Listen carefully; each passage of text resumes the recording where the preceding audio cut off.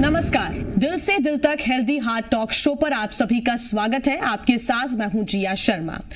दिल से दिल तक हेल्दी हार्ट टॉक शो हृदय रोगों के बारे में लोगों को जागरूक करने की एक अनूठी पहल है, क्योंकि दिल की बीमारी विश्व भर में जल्दी मृत्यु का एक बड़ा कारण है।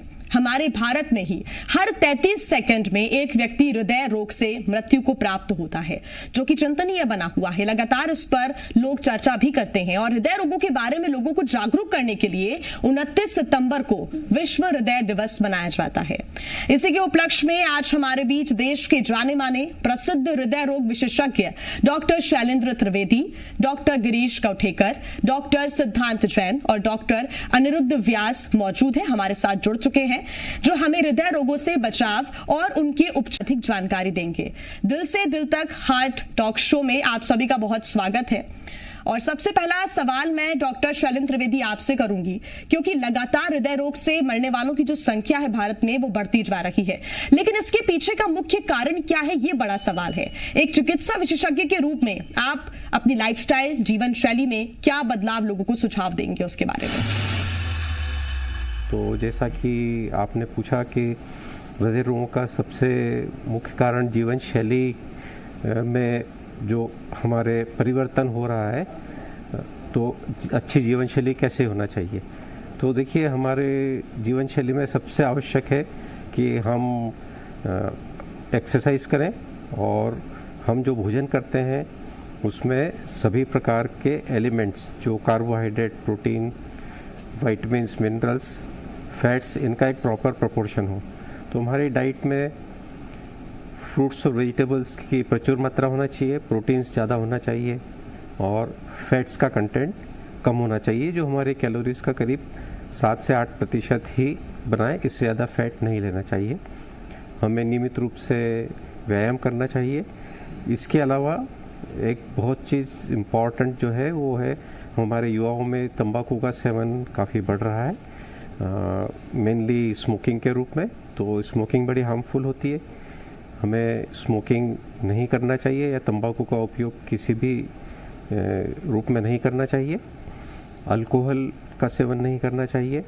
अल्कोहल यदि कम मात्रा में लिया जाए तब तो शायद टॉलरेबल है, लेकिन नियमित सेवन अल्कोहल का निषिद्ध है। उसे लाइफस्टाइल में ये चेंज करना आवश्यक है। और इसके अलावा हमें अपनी जो रिस्क फैक्टर्स कहे जाते हैं, डायबिटीज़, ब्लड प्रेशर, मोटापा है, इन सबको कंट्रोल में रखना चाहिए।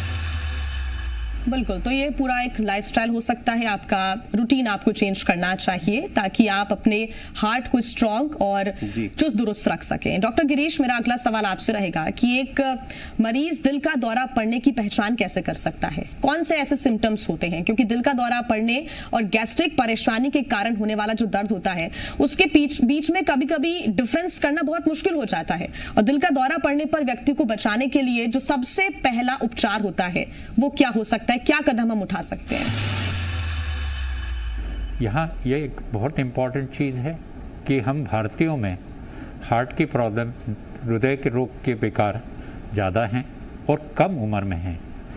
कई बार हम लोग, सबसे बड़ा इम्पॉर्टेंट है, जैसे मैंने कुछ दिन पहले भी बोला था कि heart is time is muscle, मतलब समय बहुत इम्पॉर्टेंट है। तो ये दोनों भाग जो आप पूछ रहे हैं ये इम्पॉर्टेंट हैं कि जैसे कैसे पहचानें कि हार्ट की प्रॉब्लम है ये।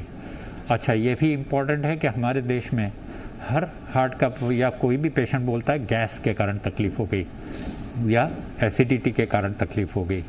क्या वो हार्ट से संबंधित तो नहीं है?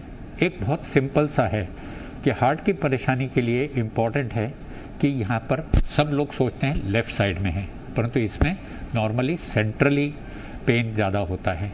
It can be both arms, it can be neck, it can be back, और अपने कोहनियों में भी हो सकता है।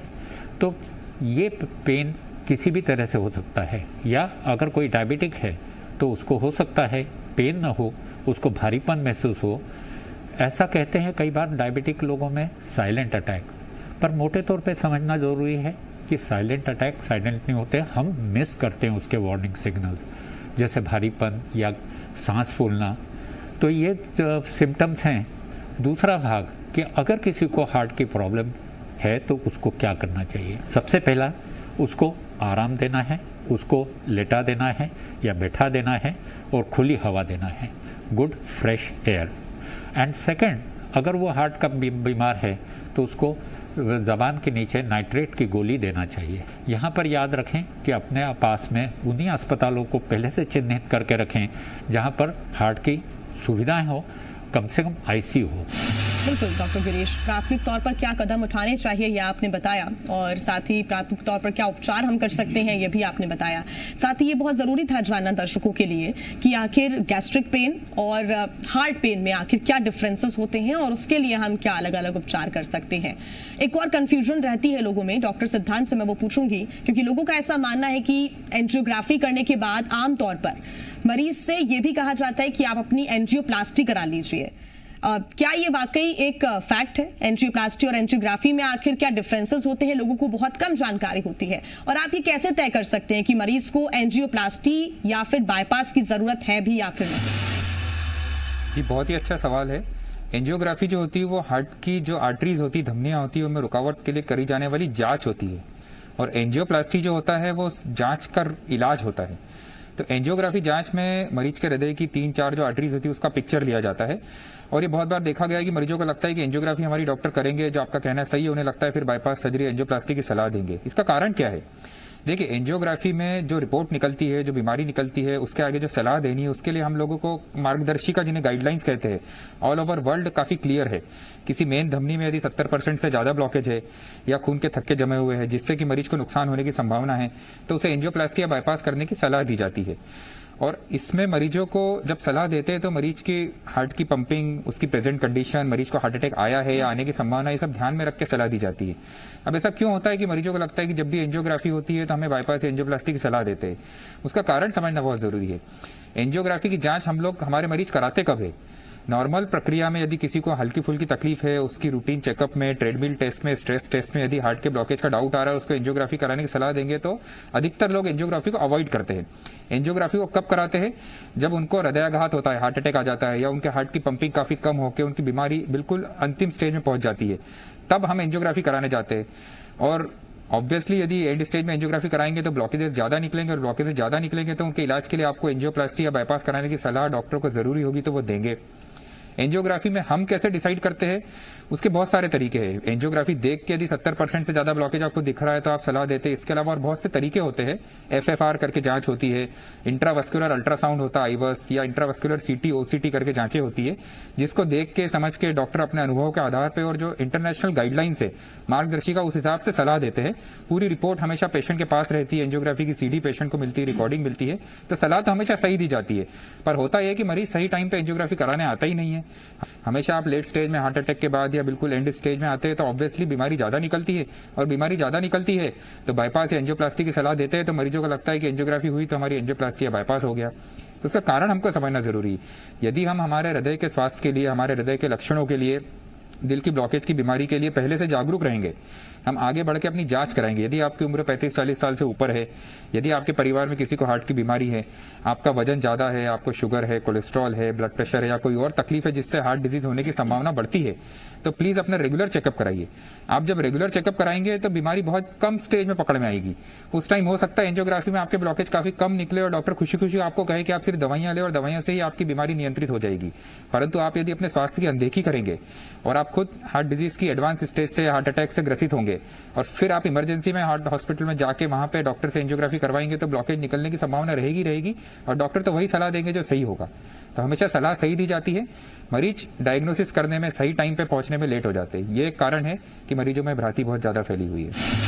डॉक्टर अनिरुद्ध भी लगातार हमारे साथ बने हुए हैं। डॉक्टर अनिरुद्ध, पेसमेकर के बारे में ज्यादा जानकारी लोगों को नहीं होती है कि आखिर इसका इस्तेमाल कब और कैसे करना चाहिए, इसकी आवश्यकता कब पड़ती है, और पेसमेकर के आखिर अगर प्रकार होते हैं तो वो कितने प्रकार के होते हैं। सबसे पहले बताएं कि आखिर पेसमेकर कैसा डिवाइस होता है और साथ ही इसकी आवश्यकता कब मरीज को ज्यादा देखने को। जैसे इंजन में स्पार्क प्लग और फ्यूल सप्लाई जैसे मुख्य एस्पेक्ट होते हैं, वैसे ही ह्यूमन हार्ट में भी इस तरह का सिस्टम होता है।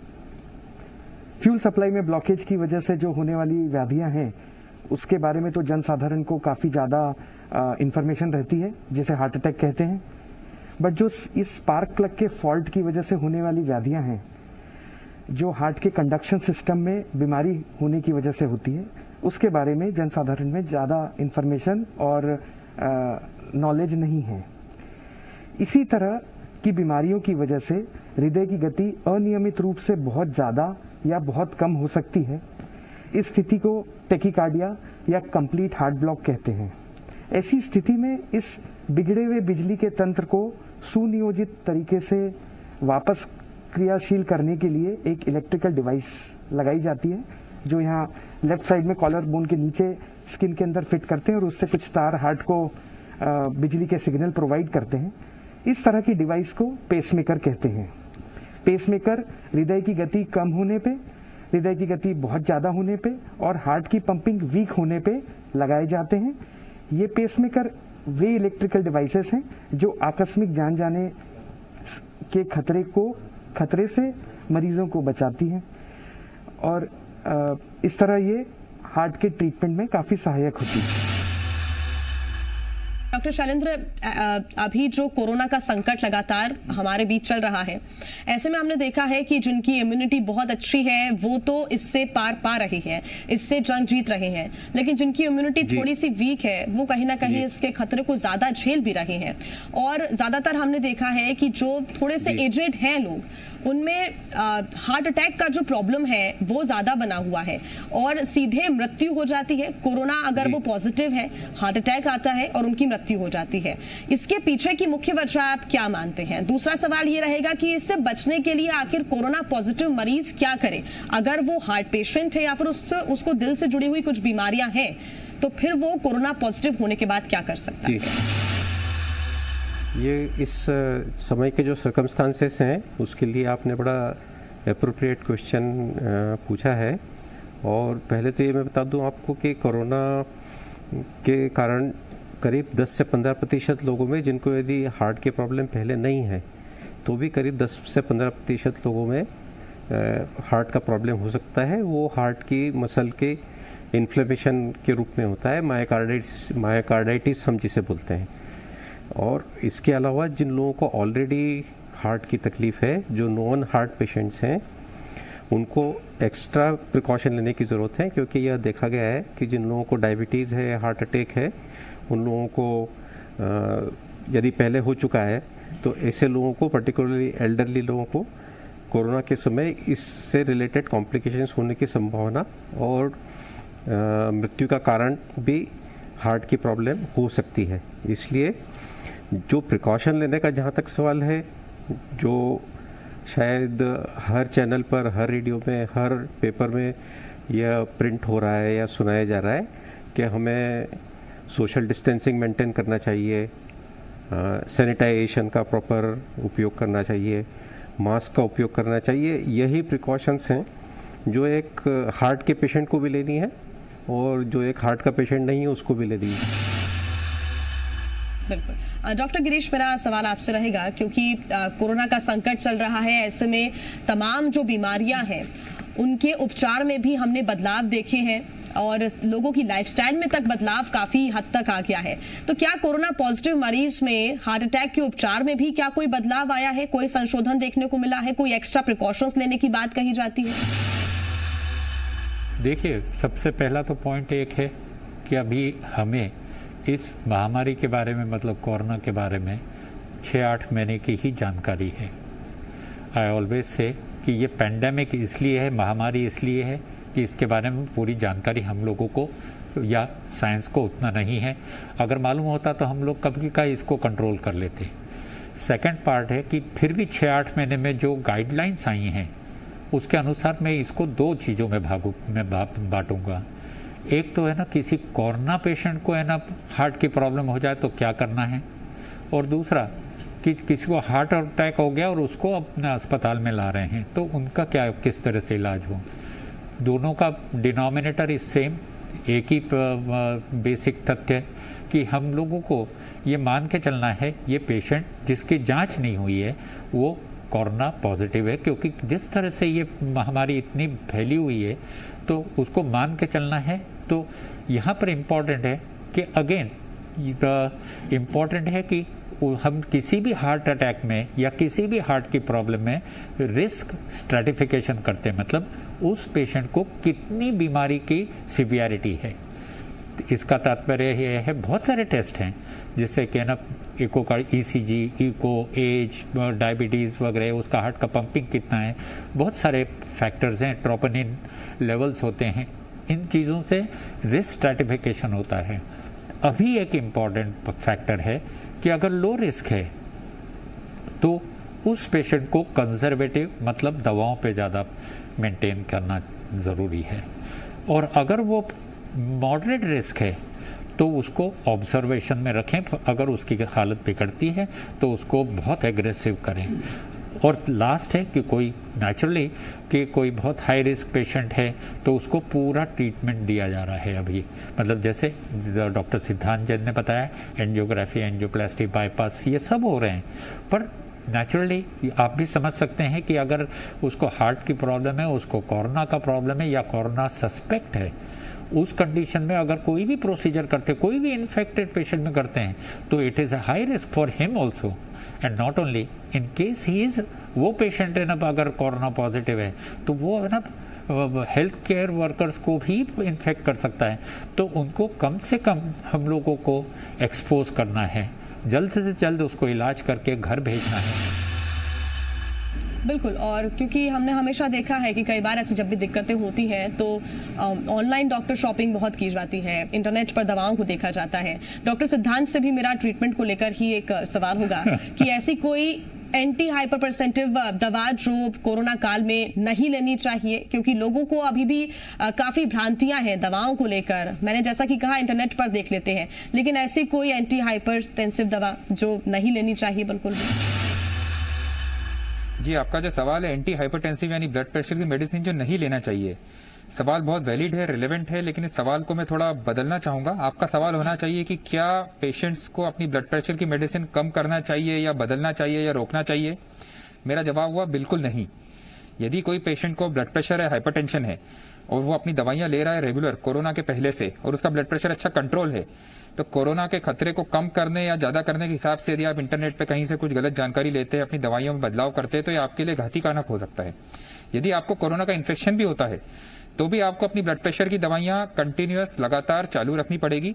और देखा गया है कि कोरोना के जो पेशेंट है जिनको ऑलरेडी ब्लड प्रेशर था, उनमें ब्लड प्रेशर होने के कारण ही कोरोना का जो आउटकम है, जो परिणाम है, वो गंभीर निकलता है। रिस्क कोरोना में खराब परिणाम आने की या मौत की या कॉम्प्लिकेशन होने की रिस्क ब्लड प्रेशर के मरीजों में 2 से 3 गुना ज्यादा होती है। और कुछ न्यूज आई थी, आपका बिल्कुल सही कहना है, सोशल मीडिया पे या मीडिया में न्यूज आई थी कि कुछ दवाइयां होती है, जैसे कुछ पेशेंट्स जो ब्लड प्रेशर के लोसार्टान, टेल्मीसार्टान, रेमिप्रिल, इस तरह की दवाइयां लेते हैं। कुछ न्यूज आई थी कि दवाइयां, कोई न्यूज आई थी इसको रोक देना चाहिए या इसको बदलना चाहिए। ऐसा बिल्कुल भी नहीं है। अभी तक जितनी भी स्टडीज पिछले 6-8 महीने में हुई है, उसमें ब्लड प्रेशर की किसी भी दवाई को चेंज करने की कोई गाइडलाइन नहीं है। तो मेरा रिक्वेस्ट है सभी मरीजों से, सिर्फ ब्लड प्रेशर की नहीं, आपकी शुगर की, कोलेस्ट्रॉल की, आपकी ब्लड प्रेशर की, आपकी हार्ट की जो भी दवाइयां आप ले रहे हैं, प्लीज उनको नियमित लेते रहिए। अपने डॉक्टर को दिखाए बिना उसकी डोज कम ज्यादा मत करिए, उसको चेंज मत करिए, नहीं तो आप अभी इलाज में बहुत मुश्किल हो सकती है और कोरोना इन्फेक्शन के मैनेजमेंट में भी काफी तकलीफ आ सकती है। तो आपको अपनी सारी दवाइयां इनफैक्ट और ज्यादा रिलीजियस और ज्यादा सही तरीके से लेनी है और अपने ब्लड प्रेशर, कोलेस्ट्रॉल, शुगर सबको कंट्रोल करना है, बहुत बहुत जरूरी है। यही अपील भी हमारी लोगों से है कि कोई भी प्रिकॉशन या फिर वो कोई एक्स्ट्रा मेजर्स भी ले रहे हैं या फिर किसी प्रकार का कोई ट्रीटमेंट ले रहे हैं, दवाई ले रहे हैं, उसको बंद करना चाहते हैं या फिर उससे जो भी इफेक्ट्स उनके ऊपर हो रहे हैं, खुद बंद करने से पहले वो एक बार अपने डॉक्टर से जरूर जाकर सलाह लें। डॉक्टर अनिरुद्ध, मेरा सवाल अगला आपसे है कि टेली कंसल्टेशन के बारे में आपका क्या कहना है, क्या कहना चाहेंगे आप दर्शकों? इन दिनों टेली कंसल्टेशंस के 2 स्वरूप हैं। एक वो जो ज़्यादा व्यापक है और व्यर्थ है, एक वो जो कम व्यापक है बट महत्वपूर्ण है।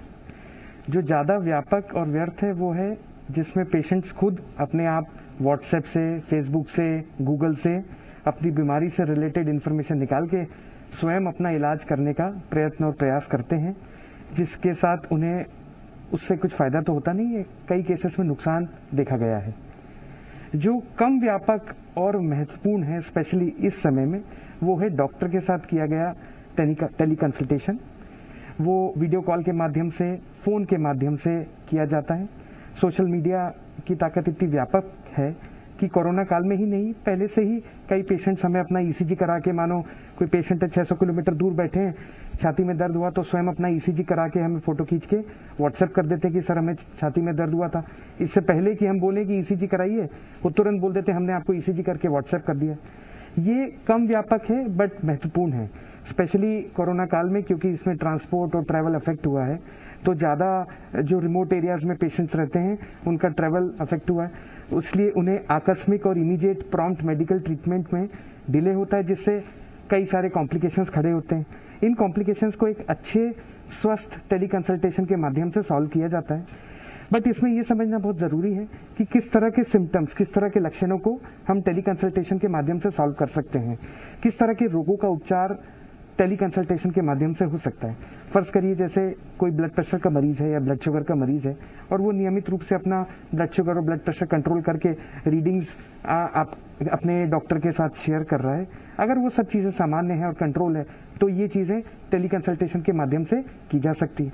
मानो किसी व्यक्ति को कुछ अनयूजुअल, अस्वाभाविक सिम्टम्स हो रहे हैं, जैसे छाती में दर्द, जैसे कि सांस फूलना, घबराहट होना, बेहोशी होना, इस तरह के सिम्टम्स अगर वो डॉक्टर के साथ फोन करके टेली कंसल्टेशन के माध्यम से सॉल्व करने का प्रयास करेगा तो उसमें डॉक्टर ज़्यादा कुछ नहीं कर सकता, क्योंकि इस तरह के सिम्टम्स को इवेल्युएट करने के लिए एक डिटेल साक्षात्कार आवश्यक है, एक डिटेल फिजिकल एग्जामिनेशन रिक्वायर्ड है, कई तरह की जांच रिक्वायर्ड है जैसे ईसीजी, एकोकार्डियोग्राम। इस तरह की इश्यूज के लिए डॉक्टर के पास पहुंचना बहुत आवश्यक है। बट स्टेबल इश्यूज के लिए हम जरूर टेली कंसल्टेशन के माध्यम से हमसे कोसों दूर बैठे डॉक्टर के साथ वार्तालाप कर सकते हैं। इस समय इस वक्त की रिक्वायरमेंट है कि हम इस चीज़ की यूटिलिटी को समझें और इससे होने वाली परेशानी और दुर्भाग्यपूर्ण इवेंट से बचें। बिल्कुल, आप सभी डॉक्टर्स का हमारे साथ जुड़ने के लिए और दिल से दिल तक हेल्दी हार्ट शो में हृदय से जुड़ी महत्वपूर्ण जानकारी आपने साझा की, हमारे दर्शकों तक ये इन्फॉर्मेशन आपने पहुंचाई, आप सभी का बहुत बहुत शुक्रिया, बहुत धन्यवाद हमारे साथ जुड़ने के लिए।